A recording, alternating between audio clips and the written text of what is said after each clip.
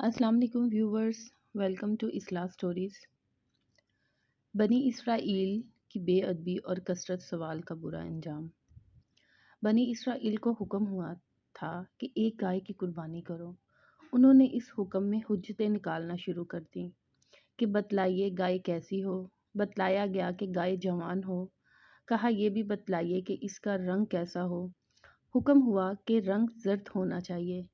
फिर कहा कि ठीक ठीक और मुश्तरा बतलाइए कि गाय कैसी हो।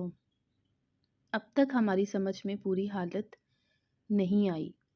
हुक्म हुआ कि ऐसी गाय हो कि जिससे ना जोतने का काम लिया गया हो और ना सिंचाई का काम लिया गया हो, और बिल्कुल यक रंग हो, कहीं इसमें दाग धब्बा ना हो। चुनाचा ऐसी गाय उनको तलाश करना पड़ी और बेहजार दिक्कत रकम कसीर खर्च करके बहम पहुंची। हदीस में आया है कि अगर बनी इसराइल इतनी हुज्जत न करते और जैसे ही हुक्म हुआ था फौरन कोई सी गाय ज़िबा कर डालते तो काफ़ी हो जाती। ये तंगी कसरत सवाल की वजह से हुई। हक़ ताला की रहमत है कि इस उम्मत को अल्लाह ताला ने खुद ही इस फ़ेल से मना फरमा दिया।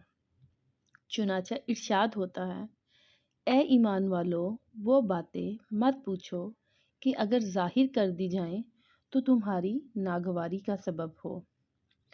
और आगे ये भी फरमा दिया, यानी तुमसे पहली उम्मत ने ये तरीका इख्तियार किया था कि अहकाम में इस तरह हुज्जतें करते थे गोया तहकीक कर रहे हैं, लेकिन जब हुक्म होता और उसकी पूरी शरह कर दी जाती तो उसकी इंतकाल से इनकार कर देते।